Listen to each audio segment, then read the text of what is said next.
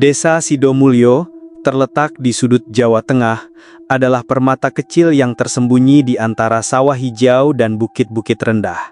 Jalan tanah berdebu membelah deretan rumah panggung kayu, tempat warga menghabiskan senja dengan secangkir kopi tubruk, berbincang tentang panen atau kabar tetangga. Di ujung desa, sebuah rumah besar bercat putih dengan pilar-pilar megah berdiri mencolok, kontras dengan kesederhanaan sekitarnya. Itu adalah rumah Sugeng Wijaya, pengusaha sandal yang kini menjadi buah bibir di Sidomulyo. 20 tahun lalu, Sugeng hanyalah pedagang keliling, menjajakan sandal jepit buatan tangan di pasar desa. Wajahnya yang tirus, dengan alis tebal dan sorot mata tajam, selalu ramah, tapi ada sesuatu yang sulit ditebak di balik senyumnya. Kini, di usia 45 tahun, ia adalah pemilik Sandal Makmur, pabrik sandal yang produknya tak hanya laku di pasar lokal, tetapi juga merambah Semarang, Yogyakarta, hingga Jakarta. Sandal-sandal berlambang burung Garuda itu terkenal murah, namun tahan lama. Warga desa kagum, tapi bisik-bisik mulai terdengar. Bagaimana Sugeng, yang dulunya biasa saja, bisa sekaya ini begitu cepat? Di rumah megahnya, Sugeng tinggal bersama istrinya, Sri Lestari, wanita 40 tahun yang lembut dan selalu tampil anggun dalam kebaya sederhana.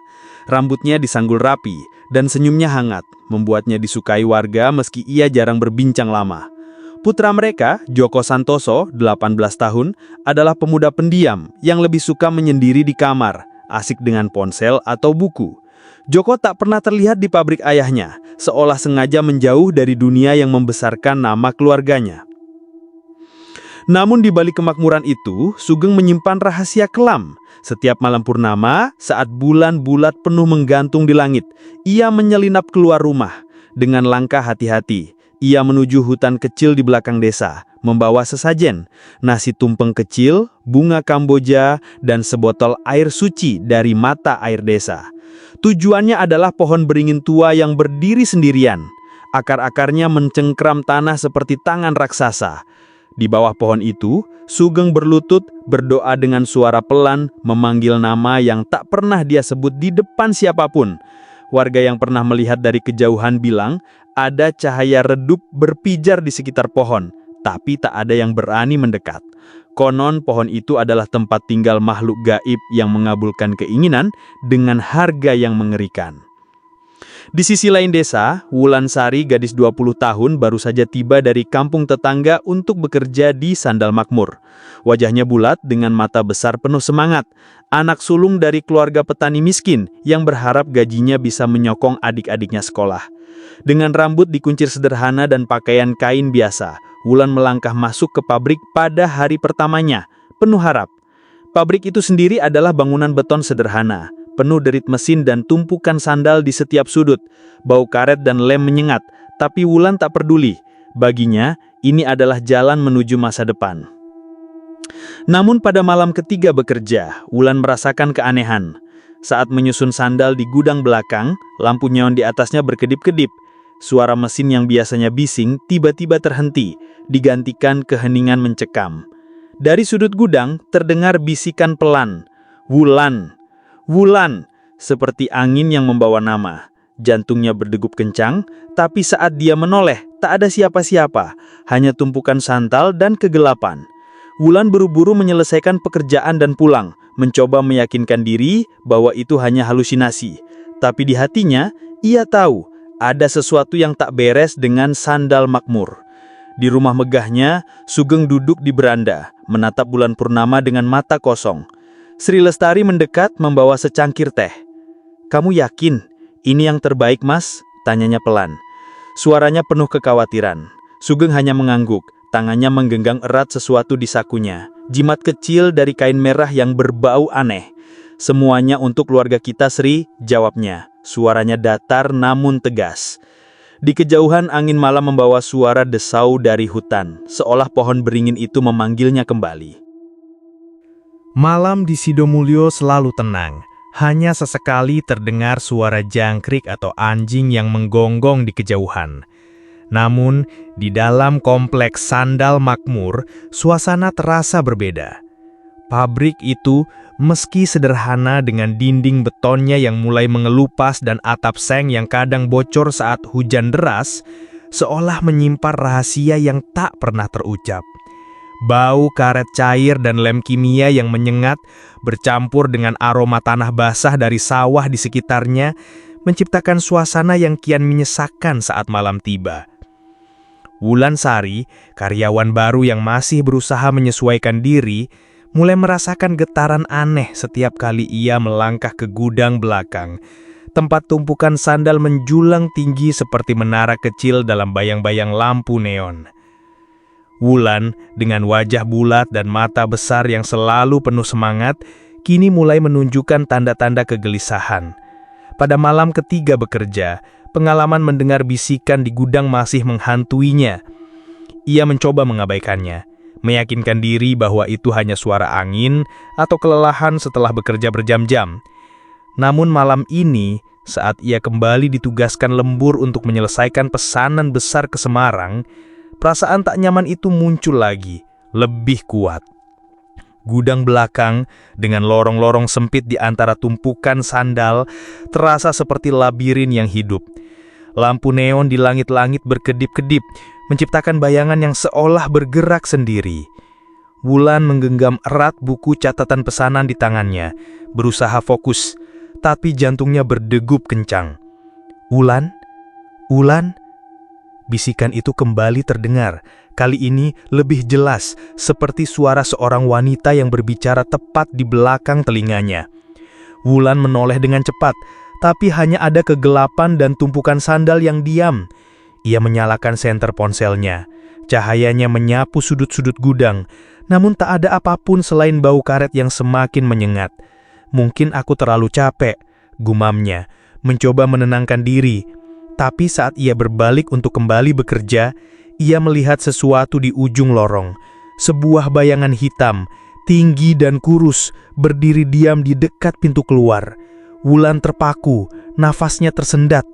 Bayangan itu tak bergerak, tapi matanya, jika itu memang mata, seolah menatap lurus ke arahnya. Sekilas, ia merasa bayangan itu tersenyum.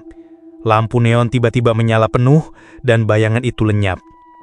Wulan buru-buru mengemasi barang-barangnya dan meninggalkan gudang, berjanji tak akan lembur sendirian lagi. Keesokan harinya, Wulan menceritakan pengalamannya pada Slamet Riyadi, karyawan senior yang dikenal ramah tapi pendiam. Slamet, pria 35 tahun dengan kulit sawo matang dan rambut pendek yang mulai ditumbuhi uban, sedang duduk di kantin pabrik, menyeruput teh manis dari gelas plastik. Wajahnya yang biasanya santai berubah tegang saat Wulan menceritakan tentang bisikan dan bayangan. "Jangan terlalu dipikirin, Lan," katanya.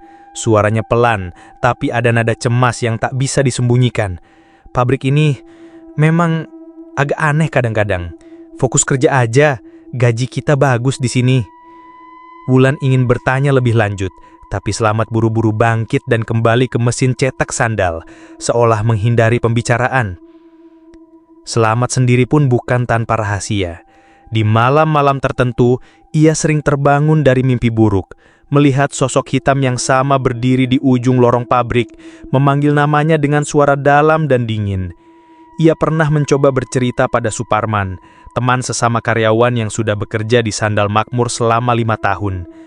Suparman, pria 40 tahun dengan tubuh kekar dan wajah penuh bekas jerawat, hanya tertawa pelan saat mendengarnya. "Itu cuma mimpi, Matt. Jangan percaya tahayul. Yang penting kita dibayar tepat waktu."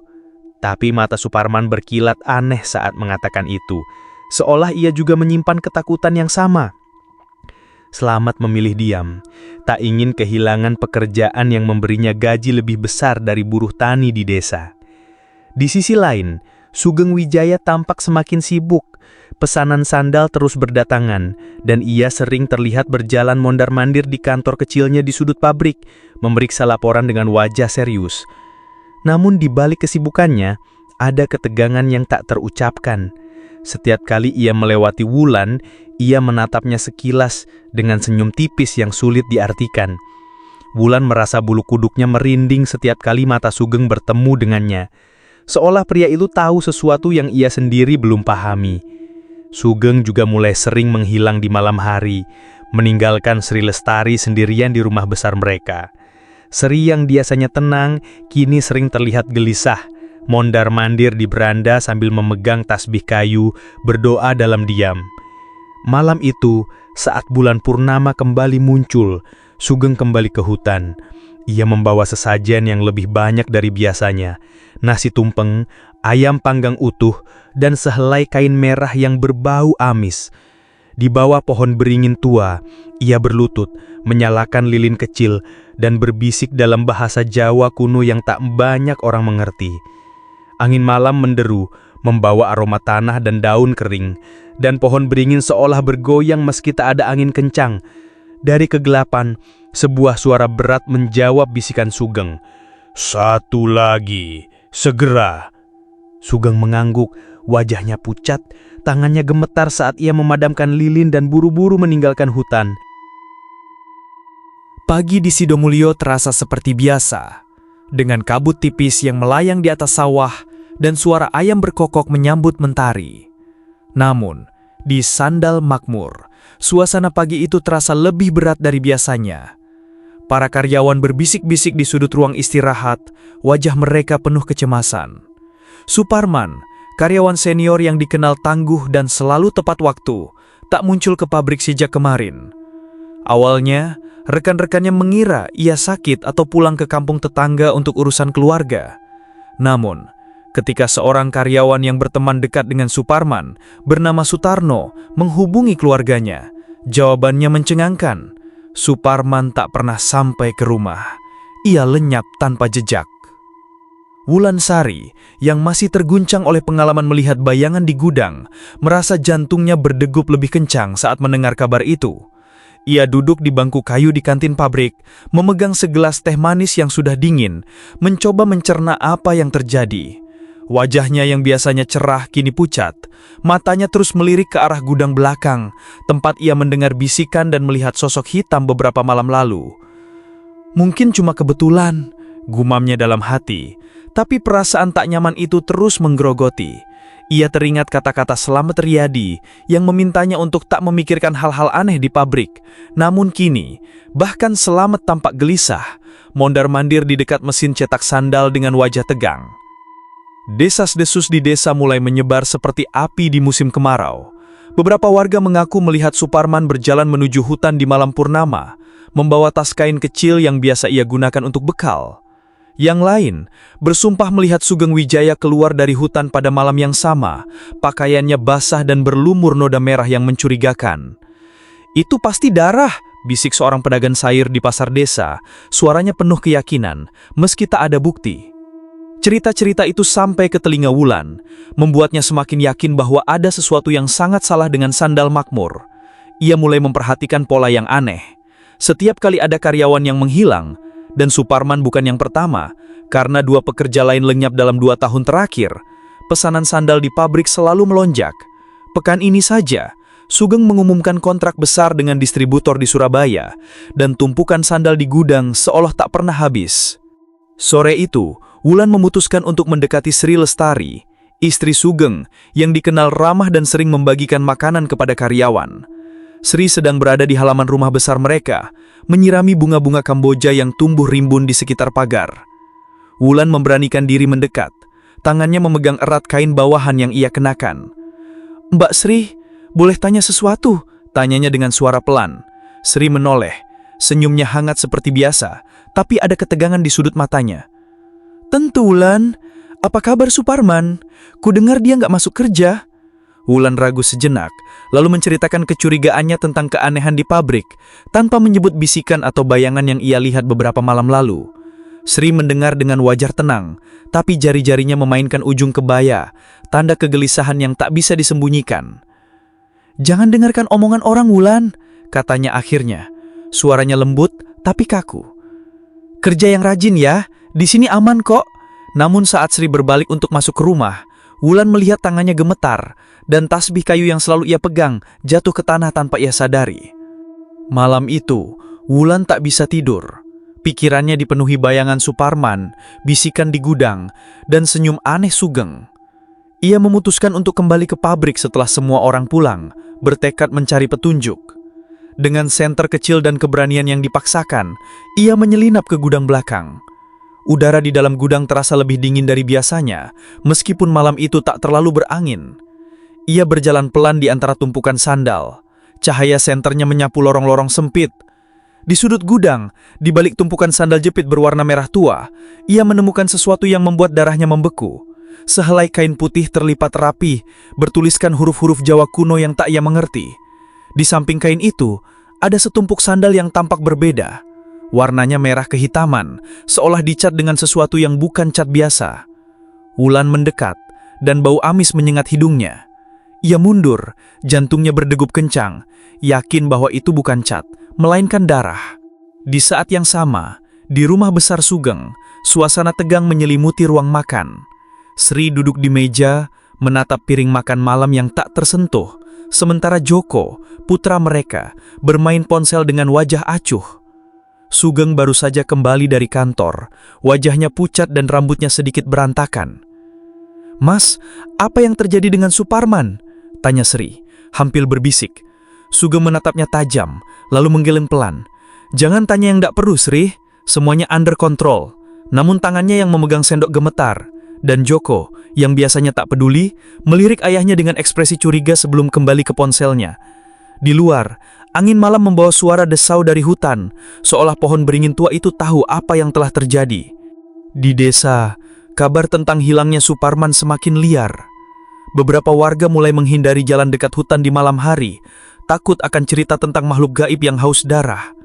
Wulan, yang kini membawa rahasia penemuannya di gudang, merasa terjebak antara rasa takut dan keinginan untuk mencari tahu kebenaran. Ia tahu, ia harus berhati-hati, karena mata Sugeng yang selalu mengawasinya dari jauhan, terasa seperti ancaman yang tak terucapkan. Di dalam hatinya, ia berjanji akan mengungkap rahasia sandal makmur, meski itu berarti mempertaruhkan nyawanya sendiri. Hujan gerimis membasahi Sidomulyo, meninggalkan aroma tanah basah yang bercampur dengan bau dedaunan dari hutan di belakang desa. Langit kelabu menyelimuti pagi itu, seolah mencerminkan kegelisahan yang kini menyelimuti hati Ulansari. Setelah penemuan mengerikan di gudang, kain putih bertulisan mantra Jawa kuno dan tumpukan sandal berwarna merah kehitaman yang berbau amis, Wulan tak lagi bisa menganggap keanehan di sandal makmur sebagai halusinasi. Hilangnya Suparman, bisikan di gudang, dan bayangan hitam yang ia lihat semakin menguatkan dugaannya bahwa pabrik itu menyimpan rahasia kelam. Namun ketakutan bercampur dengan tekad. Ia harus mencari tahu apa yang sebenarnya terjadi, demi dirinya sendiri dan karyawan lain yang masih bekerja di bayang-bayang Sugeng Wijaya. Wulan memutuskan untuk mencari bantuan dari Pak Karto, seorang tetua desa yang dikenal paham soal hal gaib. Pria berusia 60 tahun itu tinggal di rumah panggung sederhana di pinggir desa, dikelilingi pohon pisang dan kandang ayam kecil. Wajahnya keriput, namun matanya tajam, seolah bisa melihat lebih dari yang tampak di permukaan. Wulan datang ke rumahnya di sore yang kelabu, membawa sekeranjang pisang hasil kebun keluarganya sebagai tanda hormat. Dengan suara gemetar, ia menceritakan semua yang ia alami. Bisikan di gudang, bayangan hitam, sandal berdarah, dan hilangnya Suparman. Pak Karto mendengarkan dengan wajah serius. Tangannya mengelus jenggot putihnya yang pendek. "Kamu sudah melihat terlalu banyak, Nak. Itu pesugihan.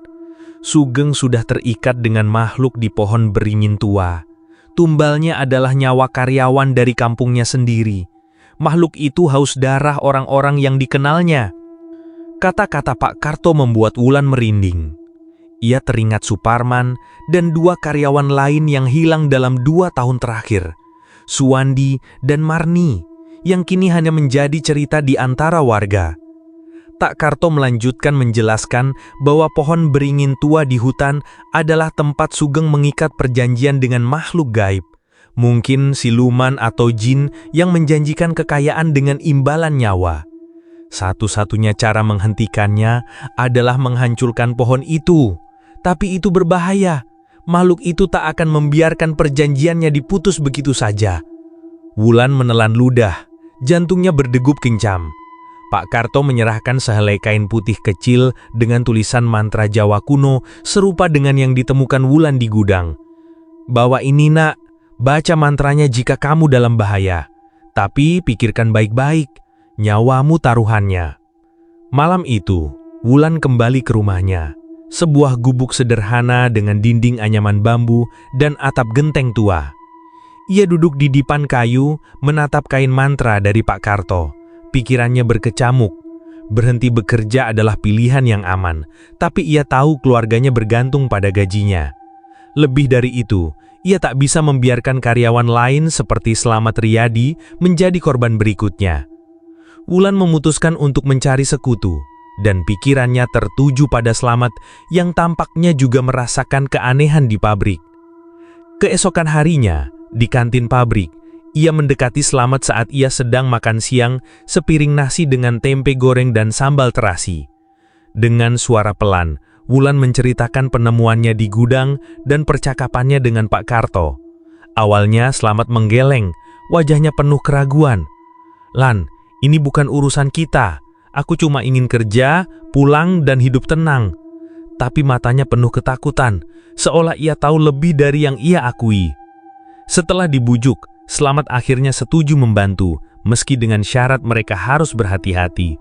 "Aku juga pernah mendengar bisikan itu, dan mimpi buruk tentang sosok hitam di lorong pabrik. Tapi aku takut, Lan, kalau Sugeng tahu kita ikut campur." Ia tak melanjutkan, tapi Wulan bisa melihat keringatnya di dahinya. Mereka merencanakan untuk mengikuti Sugeng ke hutan pada malam purnama berikutnya, yang akan tiba dalam 3 hari. Wulan merasa campuran antara keberanian dan ketakutan, tapi ia tahu tak ada jalan kembali. Malam purnama tiba, membawa cahaya perak yang menyinari desa. Wulan dan Slamet bersembunyi di balik semak-semak di tepi hutan. Jantung mereka berdegup kencang. Mereka melihat Sugeng berjalan menuju pohon beringin tua, membawa sesajen seperti biasa, nasi tumpeng, bunga kamboja, dan kain merah yang berbau amis. Di bawah pohon, Sugeng menyalakan lilin dan mulai berdoa dalam bahasa Jawa kuno. Suaranya bergema di keheningan malam. Tiba-tiba, angin menderu dan daun-daun beringin berdesir keras. Dari kegelapan, sebuah sosok hitam muncul, tinggi, kurus, dengan mata merah menyala yang seolah menembus jiwa. Wulan menahan napas, tangannya menggenggam kain mantra dari Pak Karto. Sosok itu berbicara dengan suara berat. "Slamet Riyadi, sekarang." Sebelum Wulan bisa bereaksi, Slamet tiba-tiba lumpuh, matanya kosong seperti terhipnotis. Sosok hitam itu menyeretnya ke dalam kegelapan dan jeritan Slamet terputus seketika. Wulan menjerit, suaranya memecah keheningan hutan. Sugeng berbalik, matanya berkilat menatap Wulan, penuh kemarahan dan ketakutan. "Kamu seharusnya tak di sini, Wulan," teriaknya. Suaranya parau. Wulan dengan kaki gemetar berlari secepat yang ia bisa, meninggalkan hutan dengan air mata mengalir di pipinya. Ia tahu, ia baru saja menyaksikan tumbal berikutnya dan bahwa dirinya mungkin menjadi target selanjutnya. Di rumahnya malam itu, ia memegang kain mantra dengan tangan gemetar, berjanji pada dirinya sendiri bahwa ia akan menghentikan Sugeng apapun resikonya. Malam menyelimuti Sidomulyo dengan kegelapan yang pekat, hanya diterangi oleh cahaya bulan purnama yang bulat sempurna, menggantung di langit seperti mata raksasa yang mengawasi. Angin malam membawa aroma tanah basah dan bunga kamboja yang layu, bercampur dengan desau daun-daun dari hutan di belakang desa. Wulansari masih terguncang oleh peristiwa mengerikan di hutan itu. Hilangnya Slamet Riyadi yang diseret sosok hitam di bawah pohon beringin tua, duduk di dipan kayu di gubuk sederhananya. Tangannya menggenggam erat kain mantra dari Pak Karto. Jari-jarinya menelusuri huruf-huruf Jawa kuno yang terasa asing namun penuh kuasa. Matanya merah karena menangis, tapi di balik ketakutan ada api tekad yang mulai menyala. Ia tahu ia tak bisa lari lagi. Sugeng Wijaya, bos sandal makmur, telah mengorbankan nyawa karyawan demi kekayaannya, dan Wulan yakin bahwa ia adalah target berikutnya. Malam ini, ia harus mengakhiri kutukan itu, meski nyawanya menjadi taruhan. Pagi harinya, Wulan kembali menemui Pak Karto di rumah panggungnya. Tetua desa itu sedang duduk di beranda mengukir kayu dengan pisau kecil. Wajahnya tenang, namun penuh kekhawatiran saat melihat Wulan. "Kamu yakin, Nak?" tanyanya. Suaranya berat seperti beban yang ia pikul selama bertahun-tahun. Wulan mengangguk, meski jantungnya berdegup kencang. Ia menceritakan apa yang ia saksikan di hutan. Sosok hitam, jeritan Slamet, dan tatapan penuh amarah Sugeng. Pak Karto menghela napas panjang, lalu menyerahkan sebuah kapak kecil dengan gagang kayu yang diukir simbol-simbol kuno. Pohon beringin itu adalah jantung perjanjian Sugeng dengan makhluk gaib. Hancurkan pohon itu, dan pesugihan akan berakhir. Tapi makhluk itu akan melawan. Baca mantra di kain itu dengan hati yang kuat, atau kamu tak akan selamat. Wulan menggenggam kapak itu, merasakan bobotnya yang lebih berat dari sekedar besi dan kayu. Ia tahu ini adalah pertarungan antara keberanian dan ketakutan. Sepanjang hari, Wulan berusaha menjalani rutinitas di sandal makmur seolah tak ada yang salah. Namun, setiap kali ia melintas di dekat Sugeng, ia merasakan tatapan pria itu seperti pisau yang menusuk. Sugeng tampak lebih pucat dari biasanya. Rambutnya sedikit berantakan dan senyum tipisnya kini digantikan ekspresi tegang. Di kantor kecilnya, ia sering terlihat berbicara sendiri, menggenggam jimat kain merah yang berbau amis. Wulan juga memperhatikan bahwa Sri Lestari, istri Sugeng, tak lagi muncul di halaman rumah besar mereka, seolah menghindari dunia luar. Joko Santoso, putra mereka, sekali terlihat di beranda, menatap Wulan dari jauhan dengan mata penuh pertanyaan. Tapi ia tak berkata apa-apa. Suasana di pabrik terasa semakin mencekam. Dengan karyawan lain berbisik tentang hilangnya Slamet dan desas-desus tentang ritual di hutan. Malam purnama tiba, membawa keheningan yang mencekam. Wulan menyelinap keluar dari gubuknya, mengenakan kain sederhana dan selendang untuk melindungi diri dari dingin. Kapak kecil dari Pak Karto terselip di pinggangnya, dan kain mantra digenggam erat di tangannya. Jantungnya berdegup kencang saat ia melangkah menuju hutan. Bayang-bayang pohon beringin tua sudah terlihat dari jauhan, seperti raksasa yang menjulang dalam kegelapan. Angin menderu pelan, membawa suara desau yang seolah berbisik. "Wulan, Wulan." Ia mengabaikan rasa takut yang mencengkeram. Fokus pada tujuannya, menghancurkan pohon itu dan memutus perjanjian Sugeng. Di bawah pohon beringin, Wulan melihat Sugeng sudah ada di sana, berlutut di depan sesajen yang lebih banyak dari biasanya. Nasi tumpeng, ayam panggang, bunga kamboja, dan kain merah yang berlumur noda gelap. Lilin-lilin kecil menyala di sekitarnya, menciptakan lingkaran cahaya redup yang membuat wajah Sugeng tampak seperti topeng penuh keputusasaan. Ia berdoa dengan suara parau, memanggil nama makhluk gaib dalam bahasa Jawa kuno. Tiba-tiba, angin menderu kencang dan sosok hitam itu muncul dari kegelapan. Tinggi, kurus, dengan mata merah menyala yang seolah menembus jiwa. "Wulan Sari, sekarang," kata sosok itu, suaranya seperti gemuruh dari dalam bumi. Wulan merasa tubuhnya membeku, seolah ada kekuatan tak terlihat yang mencoba menahannya. Dengan tangan gemetar, Wulan mengeluarkan kain mantra dan mulai membaca tulisan Jawa kuno yang diajarkan Pak Karto. Suaranya awalnya lemah, tapi ia memaksa diri untuk terus berbicara, setiap kata seperti tameng melawan rasa takut.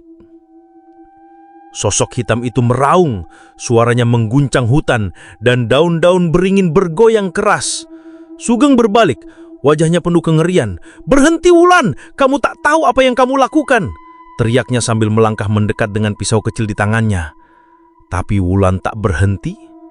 Ia mengayunkan kapak ke batang pohon beringin. Setiap pukulan mengeluarkan suara retak yang bergema. Pohon itu seolah menjerit. Getah merah mengalir dari luka-lukanya, dan angin semakin kencang membawa bau amis yang menyengat. Sosok hitam itu melayang mendekat. Tangannya yang seperti cakar mencoba meraih Wulan. Namun, mantra yang ia baca membuat sosok itu mundur, meraung dalam kemerahan. Wulan terus memukul pohon. Air matanya mengalir di pipinya saat ia teringat Suparman, Slamet, dan karyawan lain yang hilang. Dengan pukulan terakhir, pohon beringin itu roboh, mengeluarkan suara gemuruh yang mengguncang tanah. Sosok hitam itu meraung panjang, lalu lenyap dalam asap hitam yang perlahan memudar. Sugeng ambruk ke tanah, tubuhnya lemah seolah nyawanya terkuras. "Kamu menghancurkan segalanya," gumamnya, matanya kosong sebelum ia pingsan. Di desa, malam itu menjadi malam yang tak terlupakan. Sandal Makmur tiba-tiba terbakar tanpa sebab. Api menyala dengan cepat dan menghanguskan gudang dan mesin-mesinnya. Warga yang menyaksikan dari kejauhan hanya bisa berbisik tentang kutukan yang akhirnya pecah. Wulan dengan tubuh gemetar dan luka kecil di tangannya akibat kapak, berjalan keluar dari hutan. Kain mantra masih digenggam erat. Ia selamat, tapi hatinya berat dengan kenangan pahit. Keesokan harinya, ia memutuskan untuk meninggalkan Sidomulyo, membawa rahasia gelap yang tak akan ia ceritakan pada siapapun. Di belakangnya, desa itu kembali ke keheningan. Tapi pohon beringin tua kini hanya tinggal puing, tanda bahwa pengorbanan Wulan telah mengakhiri teror pesugihan.